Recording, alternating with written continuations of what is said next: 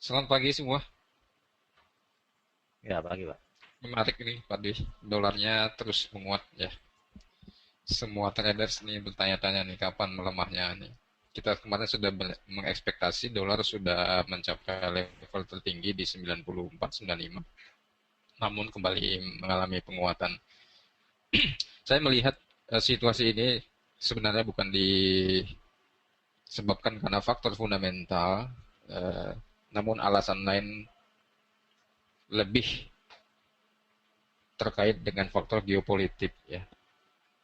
Dikarenakan sikap Cina yang sekarang menambah kesepakatan baru dengan Korea Utara untuk pertemuan tingkat tinggi dalam membahas penggunaan mata uang renminbi dan fasilitasi dari Cina ke Korea Utara untuk pembentukan Bank Sentral Korea Utara di sana untuk clearing bank di transaksi mata uang yuan.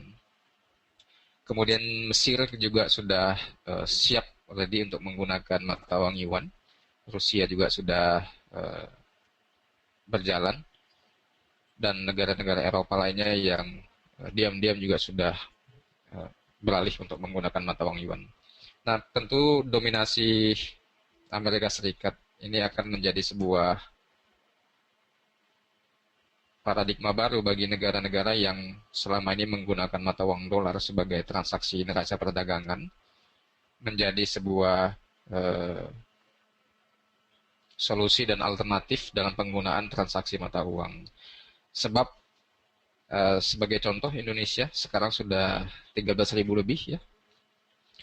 Kemungkinan ekspektasi ke depan jika sikap Bambang Brojonegoro dan Agus Martowardoyo dengan menanggapi pelemahan rupiah masih dianggap wajar, ini rupiah kita akan terus mengalami anjlok dan pebisnis dan importer akan mengalami situasi yang sulit. Dan ini akan sebenarnya mempengaruhi apa namanya nama baik Pak Jokowi sebagai presiden kalau tidak mengambil sikap eh, melakukan sebuah tindakan yang tegas terhadap pelaku transaksi dalam negeri ataupun spekulasi dari trader mata uang di Singapura atau Australia yang terus mengobok-obok rupiah. Itu pernah terjadi Pak Dwi pada saat zaman Pak Harto dulu ya, di mana Indonesia sebenarnya menjadi poros kekuatan maritim dan eh, ekonomi militer di Asia Tenggara. Pak Harto pada saat itu sangat disegani di negara-negara ASEAN sehingga menjadi sebuah ancaman secara ekonomis jika masuknya asing itu tertahan dengan kebijakan Pak Harto. Sehingga rupiah mengalami anjlok sampai dari level 2.500 ke 17.000 sehingga Pak Harto pun tidak berdaya lengser dari kursi tampuk kepemimpinannya. Nah, ini juga bisa saja terjadi. Rupiah ini bisa menyebabkan situasi politik di Indonesia makin memanas.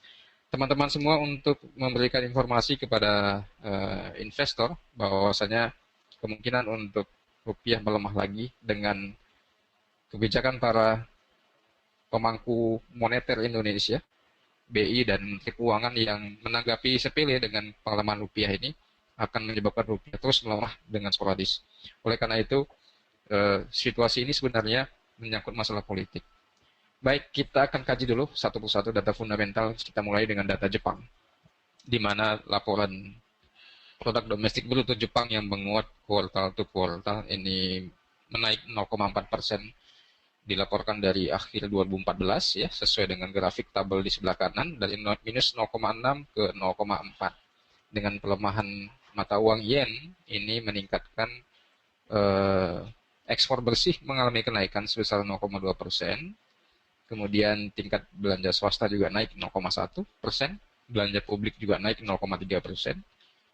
Investasi perumahan mengalami penurunan 1,2% dan properti juga mengalami perlambatan di Jepang sana. Apa yang terjadi dengan ekonomi Jepang dengan pelemahan mata uang, tentu konsep makro ini memberikan nilai peningkatan ekspor ya. Cuman ekspor yang mana ini perlu dikaji lebih jauh. Kesimpulan yang kita tangkap sementara ini, Jepang juga prinsipnya yang notabene adalah sekutu dari Amerika Serikat, ini masih terus mempertahankan mata uang yen terus melemah, sehingga kita memberikan outlook untuk mata uang USD Japanese Yen ini sampai prediksi kita satu pekan ke depan akan menyentuh kembali ke angka 122 dengan peningkatan bertahap sampai mencapai 123.00. Posisi minimum dan maksimum range kepanikan market dalam konteks ini di angka 126 dan support 121. Angka tengah di 123. Pak Dwi barangkali ada komentar dan tambahan terkait dengan Amerika Serikat, laporan data non-farm payroll-nya bagus, kemudian Jepang juga tidak banyak penambahan data, namun pelemahan terus mengalami untuk di Jepang ini mengalami pelanjutan. Ada tambahan Pak Dwi? Saya kira penguatan dolar saat ini memang dipengaruhi oleh pelemahan dari seluruh mata uang, termasuk dolar yen. Karena kan kalau kita melihat korelasi antara dolar yen dan dolar Kanada juga hampir sama. Jadi kita perkirakan bahwa pelemahan dari kedua mata uang dunia ini, yaitu Kanada maupun yen sendiri, membantu untuk penguatan dolar, Pak Puji, selain dikenakan fundamental Amerika Serikat sendiri ya. Iya. Barangkali begini Pak Dwi, untuk potensi pelemahan mata uang yen ini terhadap dolar, saya kira level yang paling menarik untuk penempatan posisi buy limit adalah di support 119.71. Ini kita boleh ukur dari mengukur Fibonacci-nya di sini, kemudian 50%-nya di 119.71, kemudian di 119.50 dengan batasan stop loss di 118.97. Nah, ini adalah level skenario untuk buy limit di yen. Saya kira untuk di 118 adalah ini incaran presisi harga terbaik untuk buy dolar yen. Oke, Pak Dwi, kita lanjut.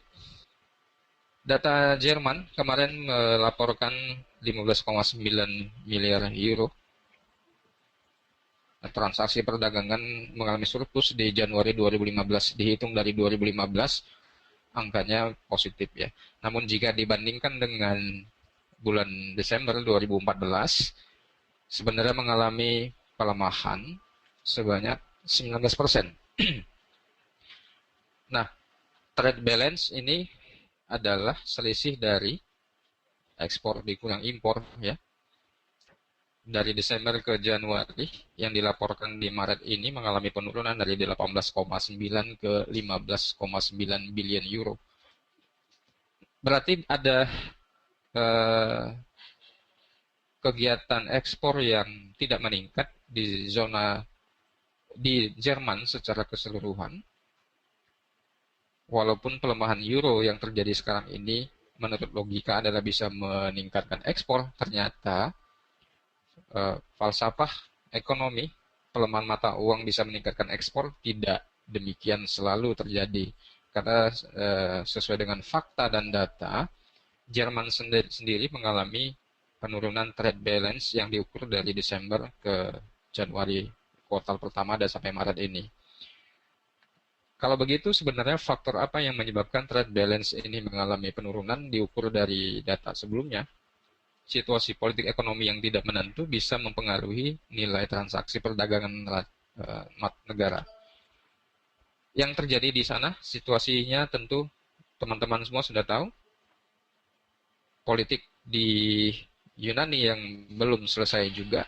Kemudian rencana stimulus ECB di bulan Maret ini ya, akhir Maret ini akan memberikan situasi yang sangat memberikan volatilitas di pasar uang mata uang euro.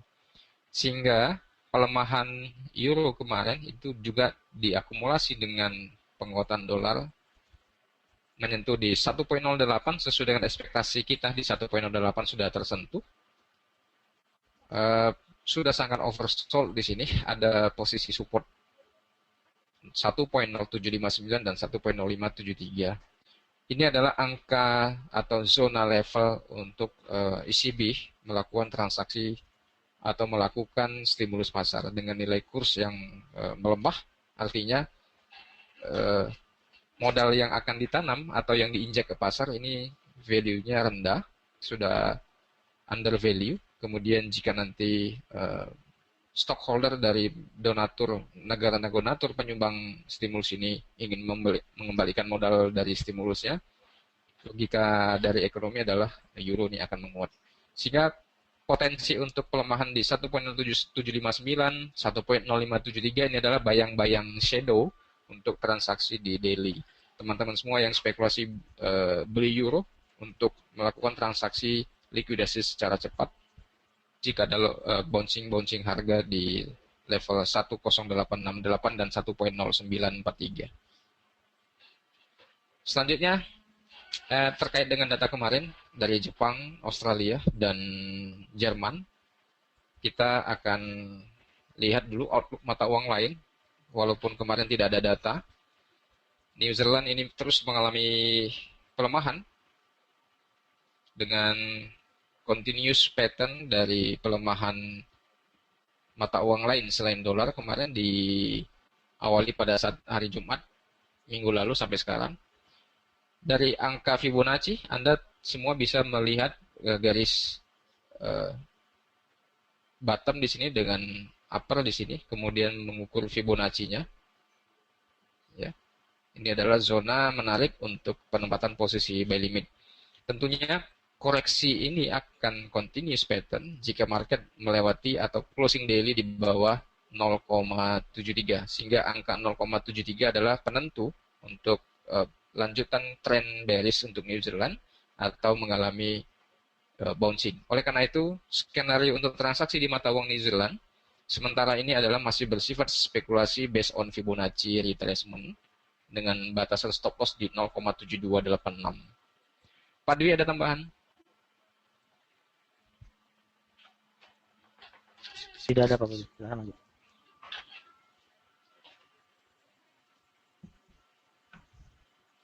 Oke.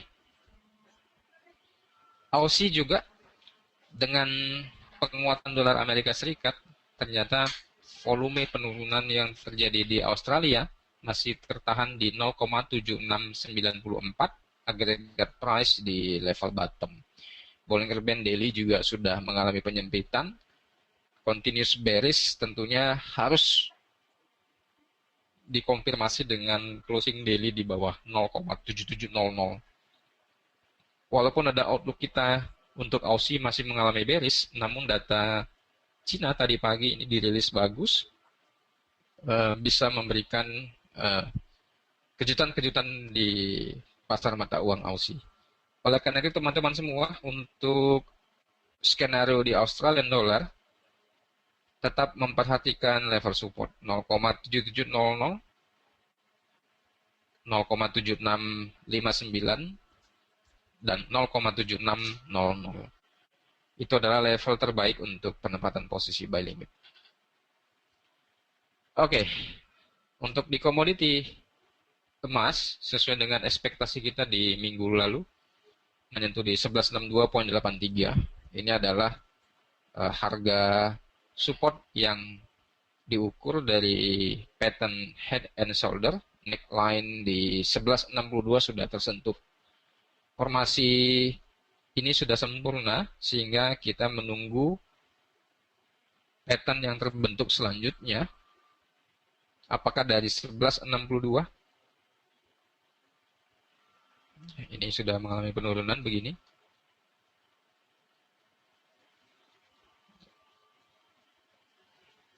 .1163 ya. Kurang lebih di 1162 begini. Ini sudah cek begitu.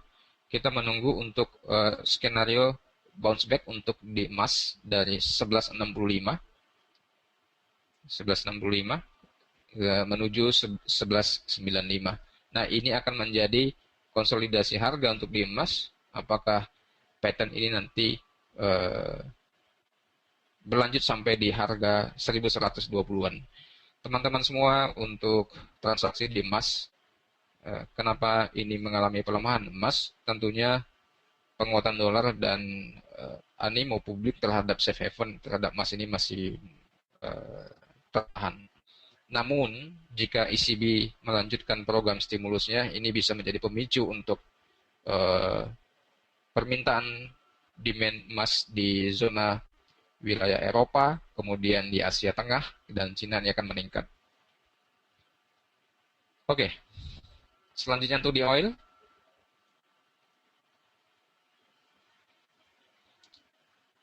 Formasi penurunan minyak sampai di 49, kemudian rebound sampai di angka 50 sekian.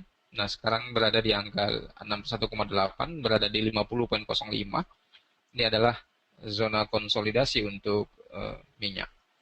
Sementara ini sesuai dengan forecast untuk bottom price oil adalah di 48,56.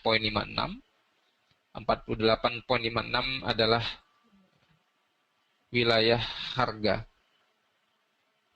ya, wilayah harga kurang lebih di sini setengah dari 38,2 ke 0%, ya.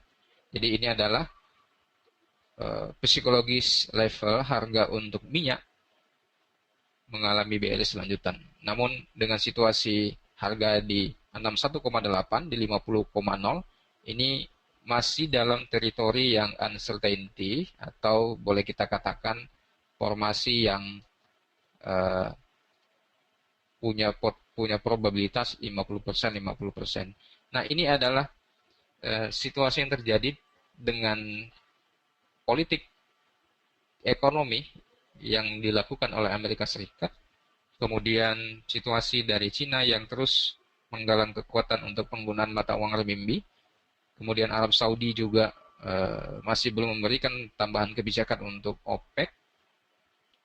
Kemana sebenarnya outlook untuk harga minyak ini sesuai dengan prediksi kita, teman-teman semua, ini adalah probabilitas 50%, yang situasi ini setiap saat bisa terjadi lompat ke atas dan lompat ke bawah. Tetap menjaga angka 48,56 sebagai bottom price yang murah di sini. Untuk outlook kita ke depan masih menunggu hangatnya politik di Ukraina, Crimea, dan Rusia, ya. Venezuela juga kita akan coba cari informasi apakah bisa menjadi trigger penyebab harga minyak ini mengalami kenaikan. Situasi data di Cina dilaporkan tadi jam 8:30 pagi waktu Indonesia bagian Barat. Consumer Price Index mengalami kenaikan, namun di Producer Price Index mengalami penurunan. Ini adalah data yang cukup mix. Saya rasa ini adalah situasi yang memberikan ketidakpastian terhadap dunia trader, maksud saya, dan investor melihat data Producer Price Index, indeks mengalami penurunan, tentu tidak sesuai dengan penurunan harga minyak. Namun Consumer Price Index mengalami peningkatan. Artinya harga barang-barang di tingkat konsumen ini mengalami kenaikan, kemudian produsen sekarang lagi menahan diri untuk tidak melakukan belanja barang modal atau bahan baku. Nah, ini akan mengalami penurunan, dan tidak selamanya PPI ini mengalami negatif. Satu masa Producer Price Index akan mengalami kenaikan dikarenakan tingginya demand dari CPI. Ini ada kontinuitas dari simultan apa namanya, permintaan lanjutan dari konsumen terhadap produsen akan barang-barang dan jasa. Oleh karena itu, outlook untuk di minyak masih akan sideways. Bagi teman-teman yang ingin spekulasi beli minyak, tetap menunggu harga zona abu-abu sesuai dengan area pattern yang saya gambar. Ini adalah zona wilayah beli dengan batasan stop loss di 48,56. Demikian Pak Dwi, morning briefing dari Medan bisa disimpulkan. Oke, terima kasih. Kesimpulan yang bisa diambil, kita melihat dari minyak dulu. Sekarang wilayah-wilayah untuk uncertainty untuk di minyak disebabkan fundamental masih tetap sama, ancaman supply juga masih tetap sama, yaitu tidak menurunnya supply dari Arab Saudi sebagai pemasok utama minyak dunia. Kemudian secara teknikal tadi telah dijelaskan bahwa sekarang berada di angka 50%. Batasan bawah tercatat ke 48,56 untuk bersiap-siap kembali rebound ke angka tertinggi yaitu 50,5. Kemudian di gold terlihat potensi head and shoulder masih akan terus berlanjut dengan terbaca nilai support di 1162, kemudian buy limit kita menempatkan posisi sebelumnya yaitu di 1165. Untuk selanjutnya mencapai target ke 1195. Kemudian kita melihat dari Asia Pasifik yaitu New Zealand dolar terhadap US dollar masih dalam keadaan drop, terbaca di support 0.73. Kemudian Australia dolar terhadap US dollar pada hari ini terlihat pada support di 0.770, kemudian wilayah buy limit di 0.765. Kemudian kita melihat dari euro, kesimpulan tadi untuk fundamental euro dari Jerman sendiri telah mengalami pelemahan dari pengumuman GDP sendiri dari 18900 menjadi ke 15900. Kemudian hal ini sedikit banyak mempengaruhi dari pergerakan dari euro sendiri yang saat ini terus mengalami pelemahan. Kemudian kita melihat dari Jepang, ya dari Jepang sendiri penguatan dolar sehingga mempengaruhi pelemahan Jepang lebih lanjut. Kemudian kita melihat arahan ke 119.21 wilayah support untuk pengambilan posisi buy limit kembali dengan target 123. Kemudian dari Asia ternyata mata uang yuan menjadi ancaman tersendiri bagi penggunaan beberapa mata uang ini untuk beberapa zona, termasuk perjanjian terhadap Korea Selatan dari China, kemudian juga dari wilayah-wilayah yang tadi disebutkan yaitu Timur Tengah, mulai melirik penggunaan renminbi sebagai patokan mata uang, sehingga ini merupakan ancaman dari penggunaan US dollar yang sekarang menjadi patokan utama di perdagangan dari beberapa komoditi maupun dari beberapa zona. Kemudian kita melihat untuk hari ini, saya kira tadi telah keluar data-data dari CPI China year to year 1,4%, tidak diimbangi dengan penguatan di PPI year to year dari China sendiri yaitu minus 4,8%, yang saya rasa cukup besar turunnya di PPI, sehingga bisa dikatakan data ini merupakan data mix untuk data hari ini di China. Kemudian yang tak kalah pentingnya, hari ini masih terjadi ECOFIN meeting untuk wilayah Euro, yaitu keputusan terhadap quantitative easing yang dilaksanakan oleh ECB. Terima kasih morning briefing kali ini. Semoga seluruh informasi dapat bermanfaat bagi rekan-rekan semua dan juga memberikan wawasan tambahan